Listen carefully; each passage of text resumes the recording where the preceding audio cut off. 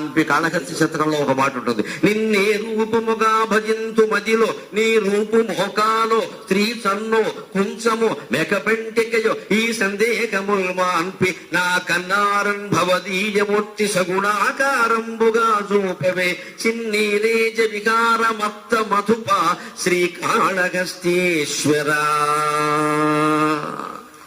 నీ రూపు మోకాలు, ఆ మోకాలు ఇక్కడ పుట్టింది. కృష్ణుడు మోకాలు చూపించి ఇదిగో శివలింగమేగా చేసుకోవాలడు ఆయన.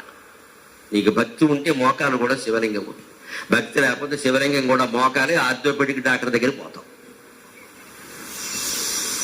ఈ మోకాల కథ అక్కడి నుంచి వచ్చిందని అది సత్యం. అది అందుకని శివుడు వేరైంది కదా, లింగాకారమే కదా కావలసింది. లింగం అంటే చిన్న మీరు గుండ్రగా ఉంది కదా, చూసుకోతాడు. భక్తితో చేశాడు. కృష్ణ ఇది నీ మోకాలు అనలేదు. అంత అజ్ఞానంలో లేడు అర్జునుడు, మనకంటే నయం.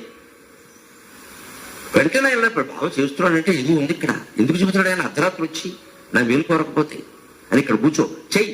ఓం నమో సోమాయ చ రుద్రాయ చ నమో ఉగ్రాయ చ వీరాయ చ నమో అగ్రే వధాయ చ దూరే వధాయ చ నమ శంభవే చ మయోభవే చ నమ శంకరాయ చ మయస్కరాయ చ నమ శివాయ చ శివతరాయ చ. నువ్వు ఏకాదశి రుద్రాభిషేకం చేయవయ్యా, మోకాల మీద చెయ్యి. భక్తి భక్తి భక్తి ప్రధానం అండి. నమస్కారం పెట్టు పెడుతున్న భక్తి ప్రధానం అండి. చిత్తశుద్ధి ప్రధానం అండి. ఆకారాలు వికారాలు ప్రధానం కాదు. నీ రూపు మోకాలు అన్నమాట కూర్చుని మాట్లాడడానికి కారణం ఈ కథ. ఇదిగో మోకాలు ఉందిగా చేసుకోన్నాడు ఆయన. ఆయన కథలు కూడా కూర్చున్నాడు. అలాగే ఆ రుద్రాభిషేకం అయ్యేవారు ఆయన. అలాగే పూజల ప్రీతమనాథ, అది చాలా ముఖ్యం. సంతృష్టి చెందిన మనస్సు చేశాడు. ఆందోళనతో ఆవేదనతో చెయ్యాల. భక్తి ఎప్పుడు సంతోషంగా ఆనందంగా చేరి మన కోరిక నెరవేరుతుందా లేదా కాదు. కోరికలు నెరవేరకపోయినా భగవంతుడు చూసే అవకాశం వచ్చింది కదా. హరిశ్చంద్ర నాటకంలో హరిశ్చంద్రుడు ఏమంటాడంటే, దేవి చంద్రమతి కష్టముల మాట ఎట్లనోను వారణాసిని దర్శించి చూడు అని 2:30 వేస్తాడు. తర్వాత రాగం మొదలెడతాడు. భక్తయోగ పదన్యాసి వారణాసి మళ్ళీ 1:30 వేస్తాడు. పద్యం అయిపోయేసరికి 6:30 వేస్తాడు, కింద పడతాడు. అయినా మనం వింటున్నావా లేదా? శుద్ధి ఆమని వాడిని 6:30 వేయమంటాడు. ఎందుకంటే ఈయన 3:30 వేసాడు అప్పటికే. కానీ ఆ మాట చూడండి, దేవి కష్టముల మాట ఎట్లనను వారణాసిని దర్శించితే చూడు. భక్తయోగ పదన్యాసి వారణాసి కర దురిత శాస్త్ర మఖరాసి వారణాసి. కష్టాలుగా ఉంటున్నామంటే పోనీ ఈ వంకెన కాశీకి వచ్చాం కదా, అది పుణ్యం కదా. అంటే ఏం చేసినా మనకి కష్టం ఏముండని. కోరిక ముందు శివపూజ చేసే అవకాశం వచ్చింది, తీరితే తీరే, లేకపోతే కష్టాలు ఉంటాయి. నిజానికి మళ్ళీ కష్టం వస్తే మళ్ళీ చేస్తాం, దానికేముంది.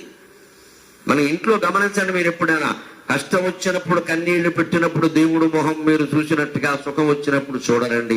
అందరి అనుభవాల్లో ఉన్న విషయం ఇది. అంచేత కష్టాలు రావాలని మనం కోరుకోవద్దు, వస్తే సంతృప్తి పడాలి. ఈ వంకన్ భవదీయ దివ్యవదనం వెన్నేని మారు భవాని వీక్షింపక తప్పదయ్యే. నేనే పద్యం చెప్పాను మా అమ్మవారి దగ్గర. పునే అమ్మ కష్టం వస్తే వచ్చింది, నాకు భయం అవుతుంది, నీ కేసు చూస్తున్నా, నీ వంక చూసే అవకాశం ఇచ్చిన ఈ కష్టానికి నమస్కారం.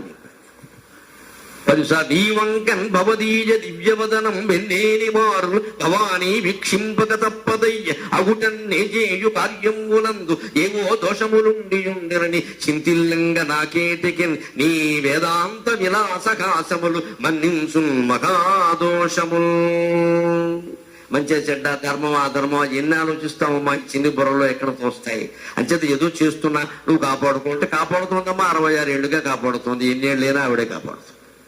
ఈ చిత్తశుద్ధి ఉండాలి. ఈ ఒక్కరిని కేసు చూసి అదృష్టం ఉందమ్మా, లేకపోతే చూస్తాం ఆ దేవుడి కేసి. మనం పుణ్యతిథి లేకపోతే గుళ్ళోకి కూడా వెళ్ళం కదా.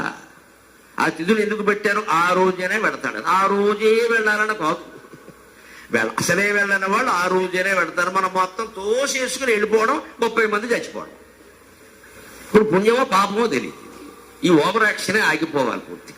అది ఎందుకోసం పెట్టారో తెలుసుకోవాలి. అందుకని ఆయనకి ఆ ప్రీతమనాగ సంతృష్టితో ఆయన పూజ చేశాడు. గంధమాల్యైశ్చ, గంధము మాల్యం అంటే మాలలు అంటే షోడశోపచారాలు మనం చేసేవి కృష్ణుడిగా చేశాడు. కృష్ణుడి మెడకే గంధం రాశాడు, కృష్ణుడి మెడలో పూలమాల వేశాడు, వనమాలి మెడలో మళ్ళీ ఓ మాల వేశాడు.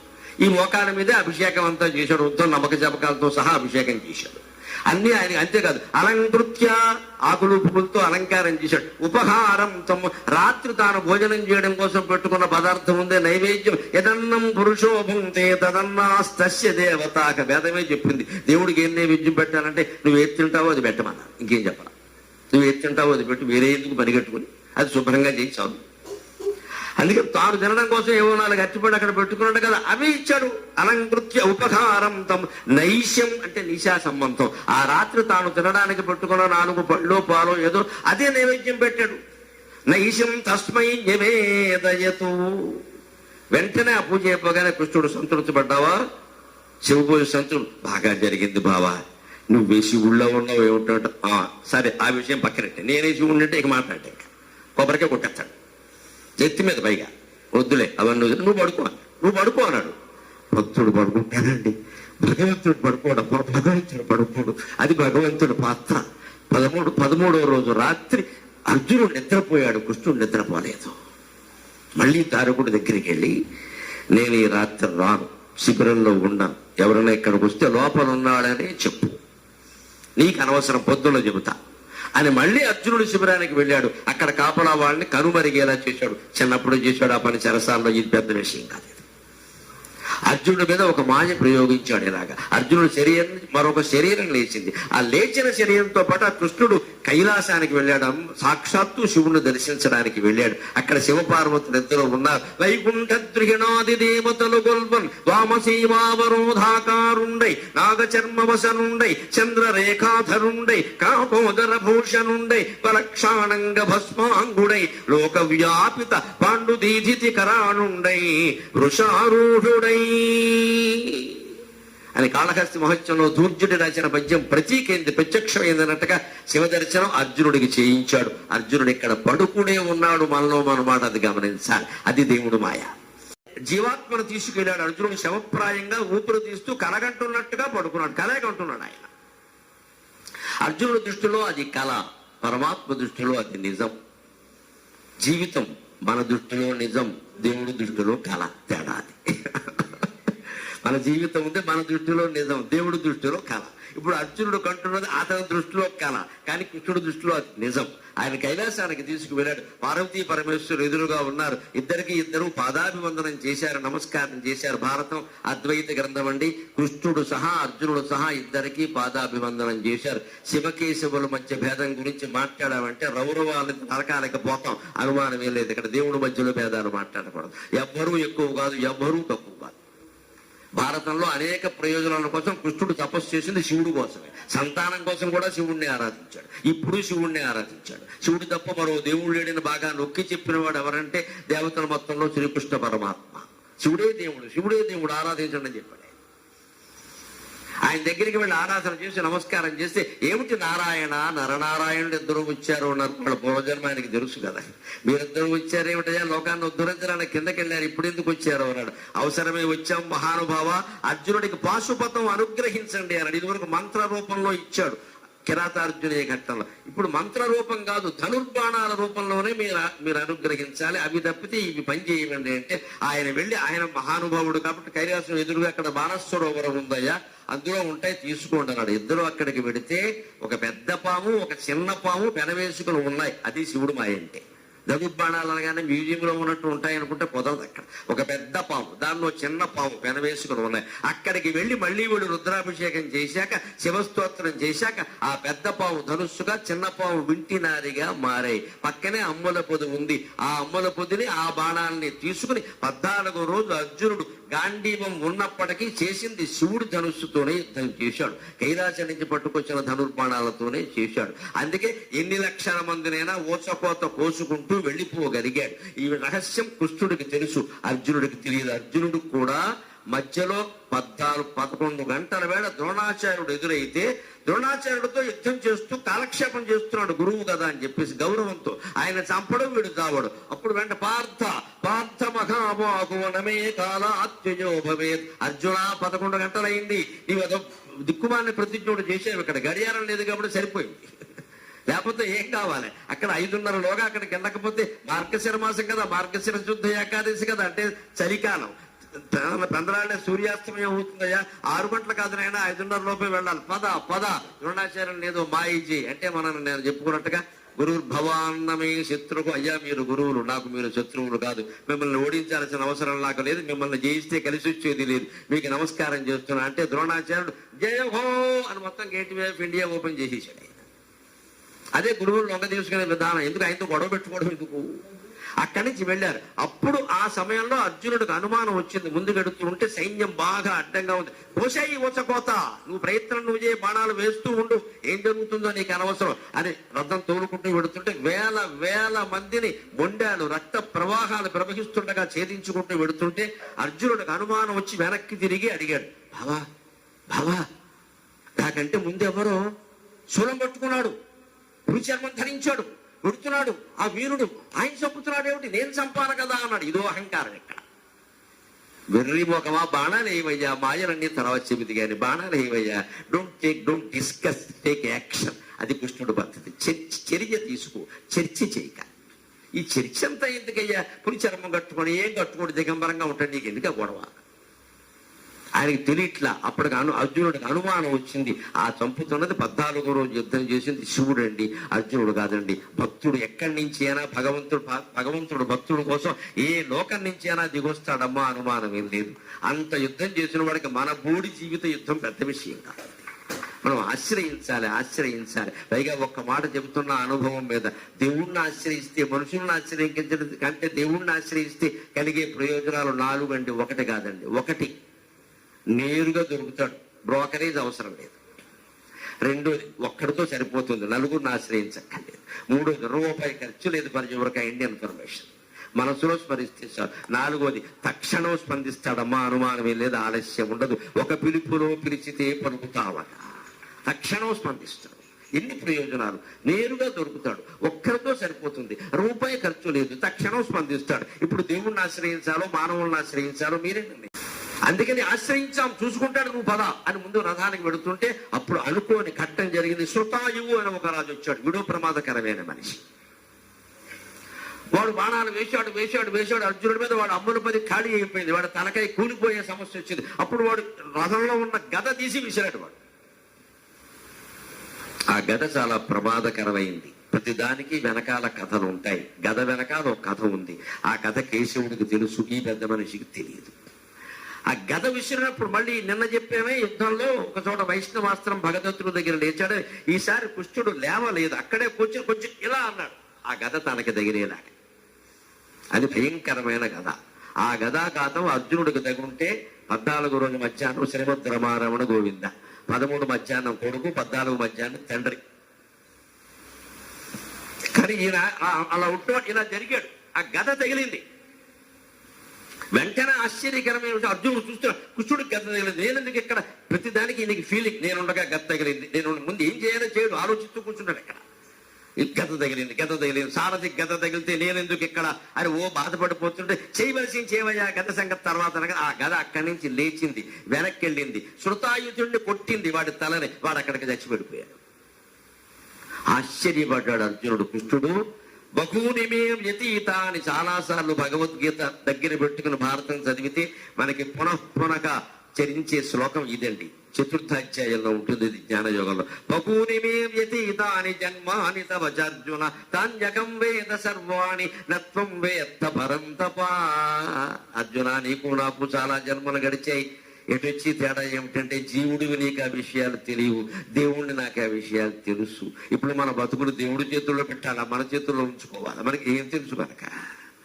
అప్పుడు కథ చెప్పాడు. వీడు ఎవడు అనుకుంటున్నావు, అదేమిటి బావా, గత వెనక్కి వెళ్ళి వాడిని కొట్టింది. మరి అంతే, ఎందుకు కొట్టింది అనుకుంటున్నావు? వీళ్ళ అమ్మ పర్ణాశ అని ఒక నది, వీళ్ళ నాన్న సాక్షాత్తు వరుణదేవుడు.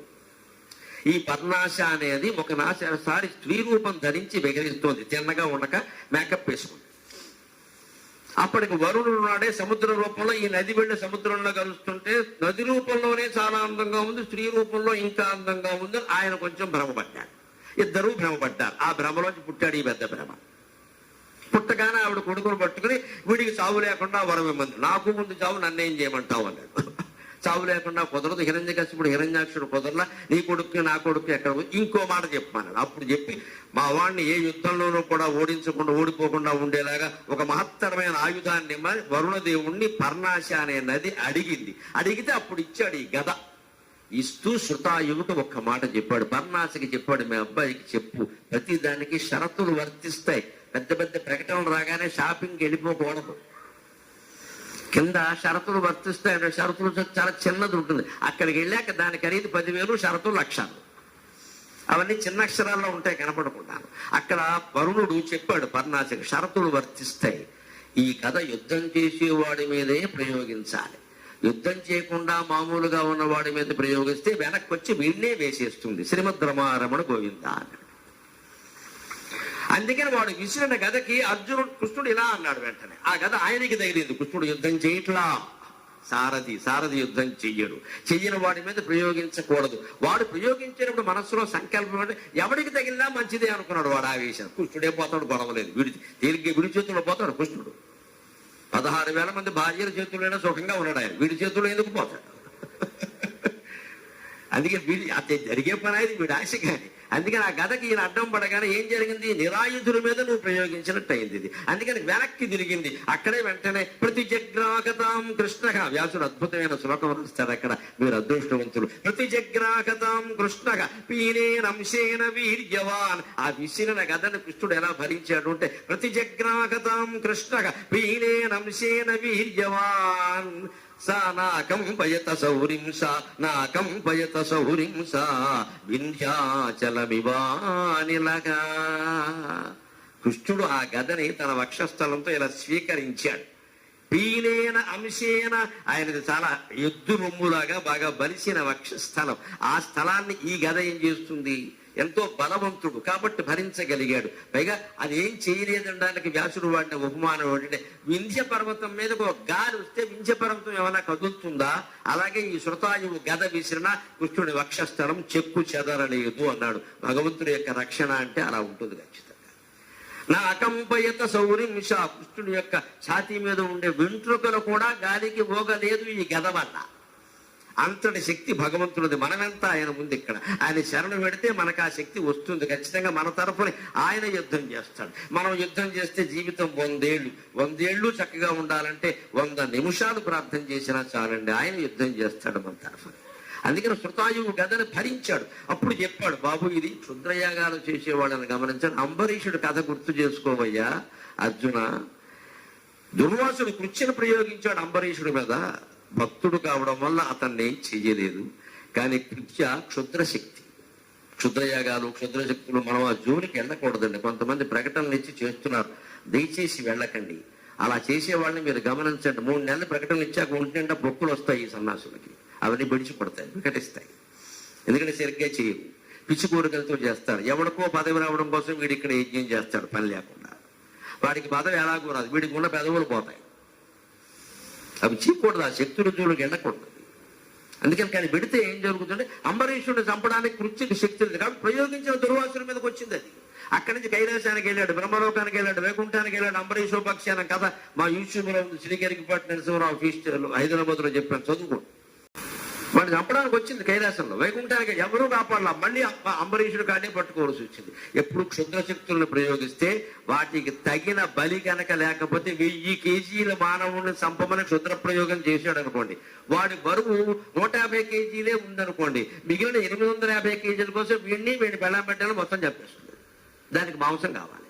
క్షుద్రశక్తులు అనేది నువ్వు 1000 కేజీలను ప్రయోగం చేసావు, వాడు బరువు ఎంత చూస్తే ఈ మధ్యన వాడు తగ్గిపోయాడు, బాగా చిక్కిపోయి టైఫాయిడ్ వచ్చి వాడి బరువు 75 కేజీలే ఉంది. కాబట్టి మిగిలిన 975 కేజీలు వేసాయి అని కుటుంబ సభ్యులు సహా మొత్తం వేసేస్తుంది. ఆ సమయంలో మనం ఇంటికి వెళ్తే మన కూడా వేసేస్తుంది.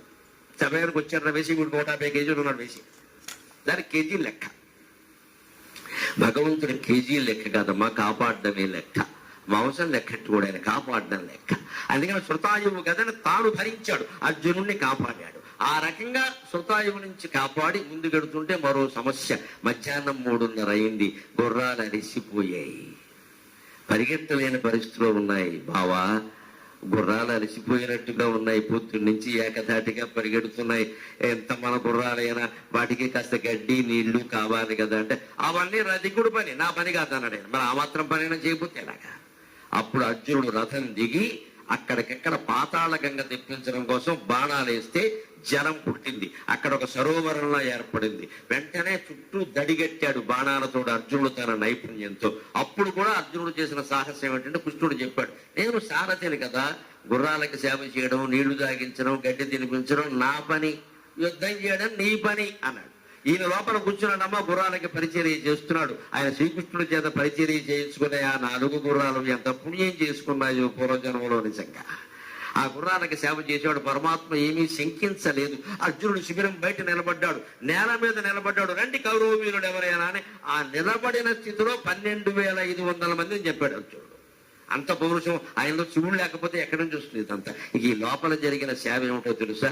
అది వ్యాసుడు కంటే, తిక్కన కంటే, ఎవరికంటే కూడా మహానుభావుడు లీలాసుకుడు కృష్ణ కర్ణామృతంలో చెబుతాడు ఆ మాట. ఆ గుర్రాలకు ఆయన సేవ ఎలా చేశాడంటే, నక నిజమిత కండోన్ పాండవస్యందనాశ్యాన్, నక నిజమిత కండోన్ పాండవస్యందనాశ్వాన్, అనుదినమభిషించన్ అంగుళిస్థై పయోభిః, అనుదినమభిషించన్ అంగుళిస్థై పయోభిః, అవతు వితతగాత్రగ తోత్ర నిశ్చ్యూతమౌళిః, అవతు వితతగాత్రగ తోత్ర నిశ్చ్యూతమౌళిః, దశన విధృత రశ్మికి దేవకీ పుణ్యరాశికి. అద్భుతమైన మంగళప్రదమైన శ్లోకం. రోజు ఇంట్లో చదువుకోవలసిన శ్లోకం కృష్ణ కర్ణామృతంలో ఉంటుంది. నక నిజమిత కండు పాండవస్యందనాశ్వాన్. అర్జునుడికి రథానికి కట్టిన గుర్రాలను విడదీశారు కదా, వాటిని పాపం కృష్ణ పరమాత్మ 2 చేతులకుండే 10 గోళ్లతో గోకెట్ట. అవి ఎంత పుణ్యం చేసుకున్నాయి. ఆయన గోకెట్ట స్వయంగా సారథి ఒప్పుకున్నాక చెయ్యాలంటే మనం కూడా జీవితంలో ఏ పని ఒప్పుకుంటే ఆ పని చెయ్యాలి. కానీ ఈ చిన్న పని నేను చేస్తానా అనకూడదు. ఇక్కడ నువ్వు ఒప్పుకున్నావు, చెయ్యి, ఆ పని శ్రద్ధగా చెయ్యి. అందుకని ఆయనే గోకాడు స్వయంగా. నక నియమితకుండు పాండవ చందనాశ్వ. అవి చాలా సంతోషించే. మామూలుగా ఎవడు గోకినా బాగానే ఉంటుంది, కృష్ణుడు గోకుతున్నాడు, ఇంకేం కావాలి? అంతేకాదు, అనుదినం అభిషించన్ అంగుళిస్తే పయోభిః. వాటికి నీళ్లు పోయాలి. బకెట్లు ఉన్నాయా, చెంబులు ఉన్నాయా? అక్కడ యుద్ధరంగం మధ్యలో దోషుళ్లతో పోసాడు నిల్చోబెట్టి. ఆ దోషుళ్లతో పోయడం కోసం ఈ బంచి పైకి కట్టాడు, ఈ బంచి తీసి పైకి కట్టాడు. రైతులందరూ పొలం పనులు చేసేటప్పుడు బంచి కడతారా, అలాగే కట్టాడు కృష్ణ పరమాత్మ. అంగుళిస్తే పయోభిః. ఇలా దోషుళ్లతో నీళ్లు చూసుకోవడం, వాటి మీద చల్లడం. ఈ చిన్న దోషుల్లో వచ్చే నీళ్ళు ఎంత? అలాగే ఆయన విశ్వరూపమే చూపించాడు, అలాగే చేశాడు సేవ. 4 గుర్రాలకి అలాగే స్నానం చేయించాడు. మళ్ళీ మళ్ళీ కోకాడు. సబ్బులు లేవు కాబట్టి వదిలేశాడు, అంతే లెక్క. లేకపోతే సొంతూరు సబ్బుడు పెట్టేవాడు అక్కడ. అంగుళిస్తే పయోభిః. అంతేకాదు, అలా చేస్తూ ఉంటే జరిగిన సహజమైన శైలి వర్ణన. అవతు వితతగా అత్రగా తోత్ర నిశ్చ్యూతమౌళిః. పెద్ద కేశపాశం కదా ఆయన పేరే కేశవుడు. విపరీతమైన జుట్టు ఆయనకి. ఆ జుట్టు మాటి మాటికి ఇలా ముందుకు పడుతోంది అడ్డంగా. అప్పుడు దాని మధ్యలో కంచీకర చేత్తో పట్టుకుని తోత్ర నిశ్చ్యూతమౌళిః. ఈ జుట్టు ఒకటి సేవ చేయకుండా అని మాటి మాటికి ఇలా అనుకుంటున్నట్ట. సరిగ్గా మన అమ్మాయిలందరూ జుట్టు విరబోసుకుని అలాగే చేసుకుంటారు. వారంతా కృష్ణ స్వరూపుడు. మనం నమస్కారం చేసుకోవాలి. జుట్టు విరబోసుకుంటారు, 2 వైపులా వేలాడేసుకుంటారు, 2 బోన్లు పట్టుకుంటారు. మాటి మాటికి ఇలా ఇలా ఇలా ఇలా అనుకుంటారు. వారంతా కృష్ణ స్వరూపులు అనుకోవాలి. ఆ జుట్టు గుర్రం అనుకోవాలి. మనం దండం పెట్టుకోవాలి. అవతు వితతగా అత్రగా తోత్ర నిశ్చ్యూతమౌళిః. పైగా ఈ మౌళి భాగాన్ని ఇలా అనుకోవడానికి అర్థం ఏంటంటే కంచికర్ర. మళ్ళీ చేతిలో అదో. ఇందులో గుర్రాలు ఎలా ఉంటాయంటే, అర్జునుడు గుర్రాలైనా అచ్యుతుడు గుర్రాలైనా సమయం దొరికితే పారిపోతాయి, యుద్ధం చెయ్యవు. వాటికి ఎందుకు గొడవ? అందుకే వాటి కళ్ళ గంతలు కడతారు. పైగా యుద్ధంలో ఎక్కువ ఆడగుర్రాలే వాడతారు. మరి వాళ్ళ నైపుణ్యం ఏమిటో మనకి తెలియదు. అవే బాగా యుద్ధం చేస్తాయి. కానీ ఈ ఆడగుర్రానికి ఒక పిచ్చి ఏమిటో, పొరపాటున మొగ్గుర్రం కనపడింది అంటే దుర్యోధనుడు గెలిచాడా అర్జునుడు గెలిచాడా దానికి అనవసరం పరిగెట్టేస్తుంది. దాని గొడవ దాన్ని. ఆ వ్యామోహం లేకుండా ఉండడానికి గుర్రాలకు గంతలు కడతారు. అవి కిందకే చూస్తే పైకి చూడ. పక్కన ఉన్నది ఆడగుర్రమో అసలు గుర్రమో గాడిదో కూడా తెలియదు. గుర్రం మీద ఉన్నవాడు కూడా గాడిదేమో దానికి తెలియదు. అనవసరం ముందుకెళ్ళడమో తెలుసు గుర్రానికి. అలా వాడుకున్నారు మానవులు. అందుకని అదుపు పెట్టలేకపోతే, కంచీకరం లేకపోతే గుర్రం పారిపోతుంది అక్కడి నుంచి. నీళ్ళు దానికి ఎందుకు? నువ్వు వదిలే. ఏదో యుద్ధం ఎవడో చేస్తాడు, 3 లక్షల మందిని చెప్పాలంటే మనకేం పని? గుర్రానికి ఏం తెలుసు? గుర్రానికి మెడలేవారు కదా, అర్జునుడికి ఇస్తారు కదా. అందుకని దాన్ని మళ్ళీ కంచీకరతో కొట్టారు కదా, కర్ర ఇలా పట్టుకుని ఇలా అనుకుంటున్నట్ట. తోత్ర నిశ్చ్యూతమౌళిః. ఇంకో సమస్య ఉందండి. గుర్రాలకి పగ్గాలు ఉంటాయి, పట్టుకోవాలి. ఎలా పట్టుకుంటాడు? ఈ చేత్తో 2 చేతులతో నీళ్లు పోయాలి. ఇందులోనే మధ్యలో ఇలా జుట్టు తోసుకుంటూ ఉండాలి. పగ్గాలు ఎలా పట్టుకోవాలి? లీలాసుకుడు కృష్ణ కర్ణామృతం చింతామణి నాటకంలో బెల్వమంగళుడు మహానుభావుడు పశ్చాత్తప్తుడై లీలాసుకుడుగా కృష్ణ కర్ణామృతం 300 శ్లోకాలు రచించాడు. అందుకని ఆయన అంటాడు, దశన విధృత రశ్మికి. పళ్ళతో పట్టుకున్నట్ట పగ్గాలని పరమాత్మ. వేరే దారి లేక. అంటే సేవ చెయ్యాలి అంటే ఎలాగైనా చేయొచ్చు. Where there is a will there is a way. మనసుంటే మార్గం ఉంటుంది, ఎగ్గొట్టకూడదు. అందుకని తోచుకుంటూనే ఉన్నాడు ఇలాగా. దశన విధృత రశ్మికి దేవకీ పుణ్యరాశికి. దేవకీ దేవి ఇన్ని జన్మల పుణ్యం చేస్తే ఈ బిడ్డ ఆవిడ కడుపున పుట్టాడు. అటువంటి శ్రీకృష్ణ పరమాత్మ అవతు వితతగాత్రగా అవకాశాన్ని బట్టి శరీరాన్ని ఇలా వ్యాపింపజేయడం, మళ్ళీ కుంచింపజేయడం రెండూ చేస్తూ గుర్రానికి సేవ చేసిన పరమాత్మ మిమ్మల్ని అందరినీ కాపాడుగాక అని కృష్ణ కథామృతంలో చెప్పాడు. అలాగా గుర్రాల పని ముగిసి ముందుకెళ్ళారు. అప్పటికి సాయంత్రం 5 అయింది.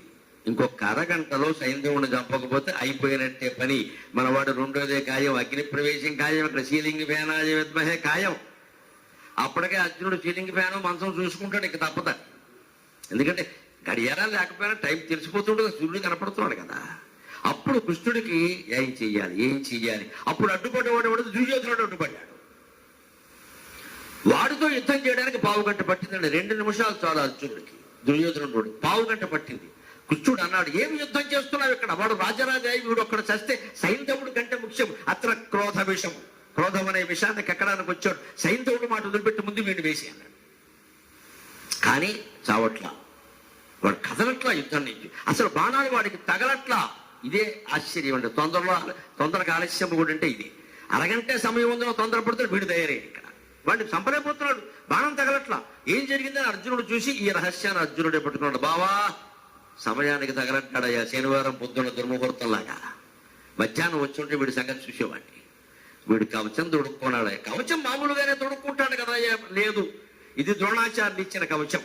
ఆయన నోష్ అంటేస్తే వెళ్ళి నువ్వు చంపుతావా అర్జునుడు అంటే నువ్వు వెళ్ళి చంపానడు ఆయన. అయితే నాకు ఏదైనా ఇమ్మన్నాడు. మంత్రించిన కవచం ఒకటి ఇచ్చాడు. ఆ మంత్రించిన కవచం తొడుక్కున్నాడు. కానీ ఈ సన్నాసికి మంత్రం తెలుసు కానీ కవచం తొడుక్కోవడం తెలియదు అన్నాడు. అది అర్జునుడే పట్టుకోగలడు. మామూలుగా ఏదో చిలక్క జీన్స్ ప్యాంట్ తొడిగేశాడు, టీ షర్ట్ తొడిగేశాడు. కవచానికి ఎలా గుండీలు ఎక్కడ పెట్టాలో, బంధాలు ఎక్కడ పెట్టాలో తెలియదు. అంచేత వీడిని కొట్టాలంటే కాస్త వీడి చుట్టూ ప్రదక్షిణం చేయాలయ్యా అన్నాడు అర్జునుడు. కర్మ కాలేదు, వీడి చుట్టూ ప్రదక్షిణం చేయాలి మనం. అందుకే అప్పటికే కృష్ణుడు రథంతో చుట్టూ ప్రదక్షిణం చేయిస్తే ప్రతి అవయవాన్ని అర్జునుడు పరిశీలిస్తే అర్జునుడికి దొరికింది ఈ గోళ్ల సందుల్లో కవచం లేదు.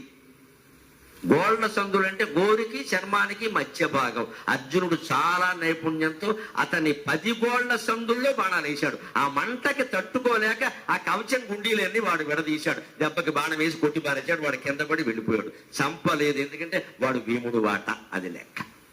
నాకు దొరికెవరని ఒకటి టైము లేదు, కారణం అది. 1/2 గంటే ఉంది సమయం, టైము లేదు. రెండోది నువ్వు మా అన్నగారి మాట. మళ్ళీ మా అన్నగారు తిక్క శంకరయ్య. భీముడు దుర్యోధనుడు నా చేతిలో చావలేదు కాబట్టి నేను సీలింగి ఫేనాయ విద్మకే అంటాడు. చెప్పానుగా 5గురికి 5 రకాల తిక్కలు ఉన్నాయి. 2 ముగ్గురికి 1 నరతిక్క కూడా ఉంది. ఇంతమందితో పడ్డాడు ఈ పరమాత్మ. 16,000 మందితో పడిన ఎక్స్పీరియన్స్ ఉంది. ఇక్కడ ఉపయోగించింది బాగా. ఇది ఎవరితో ఎలా ఉండాలి, వాళ్ళతోనే పడ్డవాడికి ఈయనకేమిటి లెక్క. అందుకని మీ తిక్కలు బంగారంగా ఒకడు వేసిన వాడిని వేసే అన్నాడు. లేదు మా అన్నగారు వాట. నీ వాటాను కూడా ఎందుకయ్యా వేసి వదిలేసాడు. వాడు భయపోయాడు. అప్పుడు ఇంకా దగ్గర అవుతుంటే 5:30 కూడా దాటిపోయి 5:30 ఇంకా 5-10 నిమిషాల్లో సూర్యుడు అస్తమించే అవకాశం వచ్చింది. అప్పుడు కృష్ణుడు చెప్పాడు, నువ్వు మానకుండా యుద్ధం చెయ్యి, నేనేం చేస్తానో నీకు తెలియదు అని చెప్పి తతో అసృజస్తమ కృష్ణగా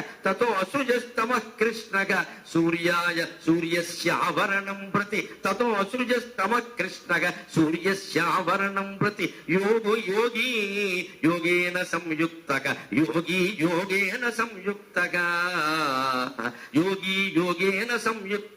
యోగినాం ఈశ్వరో హరిః. యత్ర యోగేశ్వర కృష్ణగా యత్ర పార్థో ధనుర్ధరగా తత్ర శ్రీర్విజయో భూతికి ధ్రువానీతికి మతిర్మమ. యోగీశ్వరుడైన మహానుభావుడు కాబట్టి, యోగి కాబట్టి, యోగంతో సంయుక్తుడైన వాడు కాబట్టి, యోగీశ్వరులందరికీ నాయకుడు కాబట్టి తన మహామాయని ఉపయోగించి చక్రాన్ని స్మరించి ఇలా ఊరికే అలా ఉండనిచ్చాడు. చక్రం పట్టుకుంటే ఆయుధం పట్టుకున్నట్టు అవుతుంది. మళ్ళీ ఊరికే స్మరించాడంతే. ఆ విష్ణు చక్రం ఆ సూర్యునికి అడ్డుపడింది. సూర్యస్యావరణం ప్రతి సూర్యుని చుట్టూ ఉండే మండలం కప్పడిపోయే విధంగా తత్ర అసృజతమ కృష్ణగా ఒక చీకటి వాతావరణాన్ని సృష్టించాడు. సైంధవుడు దృష్టి ఎంతసేపు ఉంది? వాడు గడియారం లేదు కానీ గడియారమే చూసేవాడు ఉంటే 6 అయితే వెళ్ళిపోతాం, 6 అయిపోతే వెళ్ళిపోతాం, 6 అయితే వెళ్ళిపోతాం అని వాడు సూర్యుడికి ఇలా చూస్తున్నాడు, సూర్యుడు కనపడలా, అయిపోయింది, సాయంత్రం అయిపోయింది, నేను బతికా అని లేచాడు. వాడికి మిగిలించాడు. వెంటనే అర్జునుడిని మోకాల మీదకి వెళ్ళి వేసే, ఇప్పుడు వేసాడు. బాబా సూర్యాస్తమయం అయిపోయింది, డైలాగులు చెప్పగా వేసేమయ్యా ముందు. ఈయనకి మాయ తెలియదా? భగవంతుడు చేసే మాయలు ఈయనకి ఏమర్థమైంది? బాబా సూర్యాస్తమయం అయిపోయింది, ప్రతిజ్ఞ తప్పినట్టుగా నీ ప్రతిజ్ఞ బంగారంగా టీవీలో వాళ్ళు ఎవరు లేరు, ముందు వేసేవయ్యా, వేసే తర్వాత చూద్దాం. చీకట్లో వాడు పైకి లేచి నేను బతికా అర్జునుడు అగ్ని ప్రవేశం ఖాయం, కట్టెలు మనమే ఇస్తాం అని ఏదో ప్రకటన చేస్తున్నాడు. ఇక్కడ ఉచిత కట్టెల బతకం అని ముందు వాడిని వేసే అన్నాడు. వేసేసాడు ఒక దెబ్బ. వేసేసాక కూడా చెప్పాడు బహువునిమే వ్యతీత అని జన్మాని తమ చర్చన. ఇప్పుడు పని చెప్తున్నా, డోంట్ డిస్కస్, టేక్ యాక్షన్. చర్య తీసుకో, చర్చ చేయదు, ఆ తలకే కింద పడడానికి వీల్లేదు. అంటే బావా ఎందుకు స్టోరీ చెప్పుకునే కాలం కాదు ఇది, యాక్షన్ కట్. తర్వాత చెప్తాను, ఇంటికి వెళ్ళి చెప్తాను రాత్రి. ముందు వేసే, ఆ తలక ఇక్కడ పడకూడదు. ఎగురుకుంటూ హిమాలయ పర్వతంలోకి వెళ్ళాలి. అక్కడ గంధమాదన పర్వత శిఖరానికి తూర్పు భాగంలో వీడి తండ్రి వృద్ధశ్రవుడు, వీడు వెధవ, వాడు వెధవన్నర వెధవ, వాడు తపస్సు చేస్తున్నాడు, వాడి చేతుల్లో పడాలి.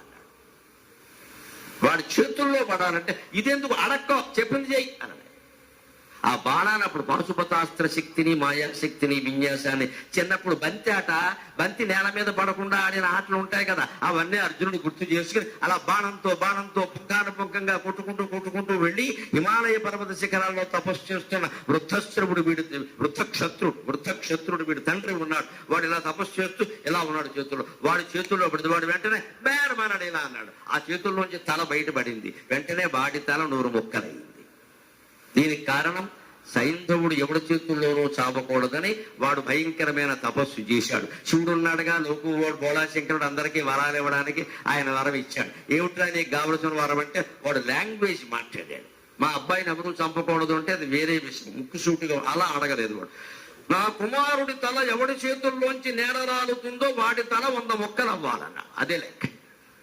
శాపాలు వరాల్లో లాంగ్వేజ్ ఇంపార్టెంట్, భావం ముఖ్యం కాదు, ఇక్కడ భాష ముఖ్యం. భాష ముఖ్యమంది. అయ్యం భాష వాడాడు.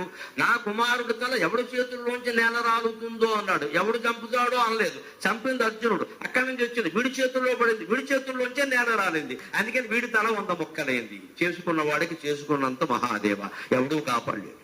ఆ రకంగా అయ్యాక అర్జునుడికి అప్పుడు చెప్పాడు, వాడు అక్కడ తపస్సు చేశాడే. నేను అందుకే చెబుతున్నాను కదయా, భగవద్గీతలో ముఖ్యమైన శ్లోకం బహూని మే వ్యతీతాని జన్మాని తమచ అర్జున. నీకు చాలా జన్మలు గడిచే, నాకు చాలా జన్మలు గడిచే. నేను తెలిసి యుద్ధం చేస్తున్నాను, నువ్వు తెలియక యుద్ధం చేస్తున్నావు. జీవుడికి దేవుడికి తేడా అది. ఆ తెలియడానికి ఈ గ్రంథాలయ్యా అన్నాడు.